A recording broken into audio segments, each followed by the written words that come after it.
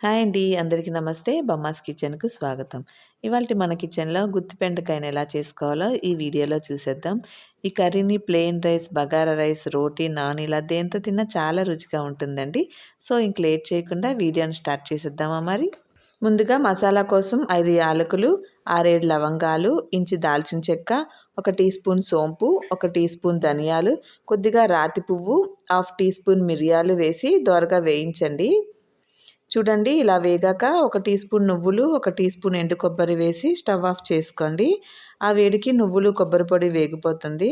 తర్వాత వీటన్నిటిని మిక్సీ జార్‌లో వేసి మెత్తని పొడిలా చేసుకొని పక్కన పెట్టుకోండి. తర్వాత 2 మీడియం సైజ్ టమాటోస్‌ని కూడా ఇలాగ పేస్ట్‌లా చేసుకొని పక్కన పెట్టుకోండి. తర్వాత 200 గ్రాముల బెండకాయలను తీసుకొని ఇలా మొదలు చివర్లు కట్ చేసి హాఫ్ టీ స్పూన్ సాల్ట్ వేసి కలుపుకోండి.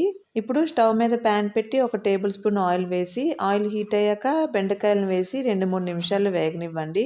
ఇలా వేగిన బెండకాయలను తీసి ఒక ప్లేట్‌లో వేసుకోండి. ఇప్పుడు అదే ప్యాన్‌లోకి 3 టేబుల్ స్పూన్ల ఆయిల్ వేసి 2 మీడియం సైజ్ ఆనియన్స్ పేస్ట్ అయినా లేదా ఇలా చాపర్‌లో చాప్ చేసుకున్న ఆనియన్స్ వేసుకొని పచ్చివాసన పోయి ఆనియన్స్ గోల్డెన్ బ్రౌన్ కలర్‌లోకి వచ్చే వరకు వేగనివ్వండి. చూడండి ఆనియన్స్ గోల్డెన్ బ్రౌన్ కలర్‌లోకి వచ్చేసాయి. ఇప్పుడు మిక్సీ పట్టుకున్న టమాటా పేస్ట్‌ని వేసి నిమిషం పాటు వేగాక రుచికి తగినంత ఉప్పు, హాఫ్ టీ స్పూన్ పసుపు, 1.5 టీ స్పూన్ కారం, ముందుగా మిక్సీ పట్టుకున్న మసాలా పొడిని కూడా వేసి ఒకసారి బాగా కలుపుకొని వేగనివ్వండి.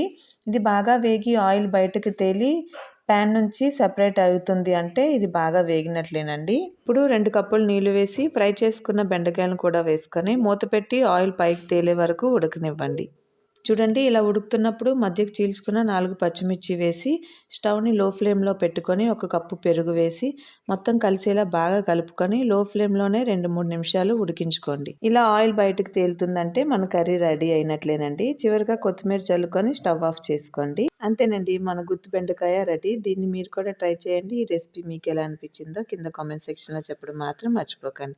ఇలాంటి మరెన్నో వీడియోస్ కోసం ఇప్పుడే బొమ్మాస్ కిచెన్ సబ్స్క్రైబ్ చేసుకొని పక్కనే ఉన్న బెల్ ఐకాన్‌ని క్లిక్ చేయండి. మరో కొత్త వీడియోతో మళ్ళీ మీ ముందుకు వస్తాను. అంతవరకు సెలవు. నమస్తే.